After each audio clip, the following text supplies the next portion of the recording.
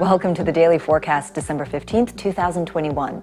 I'm Angie Lau, Editor-in-Chief of Forecast News, covering all things blockchain. Could nostalgia be set to drive a new trend in NFTs? Well, if the Astro Boy collection sale is anything to go by, the answer to that question is yes. We're going to take a look at that and a whole lot more coming up. Let's get you up to speed from Asia to the world. Well, let's kick off with some of the top stories coming out of Asia today. First up, China's clampdown on crypto mining shows no sign of letting up. The country's anti-corruption watchdog has revealed that IP addresses related to 78 state-owned entities were actually among almost 4,700 addresses found to have been involved with mining in Zhejiang province in July. Now, local authorities have since seized 68 mining machines and penalized 48 people, 21 of whom worked at state-owned entities or Communist Party agencies. Meanwhile, Hong Kong-based venture accelerator BRINC has secured $130 million in a funding round led by ANIMOCA Brands, also Hong Kong-based. BRINC says the capital will further fuel its expansion into Web 3.0, including the launch of blockchain-focused accelerator programs across culture, collectibles, decentralized finance, that's DeFi of course, and data. You can find out those stories and more at forecast.news. Does this little human cyborg bring back any memories? Well, Astro Boy, or the Mighty Atom, is one of the most acclaimed Japanese manga series by legendary artist Osamu Tezuka, first published back in 1952.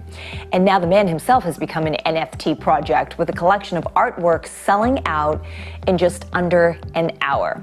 Forecast News' Danny Park reports. The NFT series named From the Fragments of Tezuka Osamu kicked off a two-part sale with its generative art NFT, featuring randomly generated original manuscripts from the Astro Boy manga.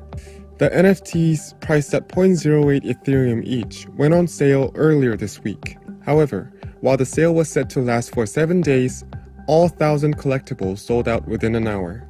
Meanwhile, another sign of the nostalgic NFT project's popularity came when its official Twitter account had to warn collectors over fake NFTs being sold on the OpenSea marketplace. The second part of the sale has now begun, featuring a unique Astro Boy digital mosaic created from 4,000 of the manga's manuscripts. That auction runs on OpenSea until Saturday. For Forecast News, I'm Danny Park. Well, you might have just missed your chance to be Snoop Dogg's neighbor, at least in the virtual world, as someone dropped $450,000 to buy a piece of land next to the rapper's NFT house in the Sandbox. Real estate is a hot commodity in the metaverse, but will demand continue?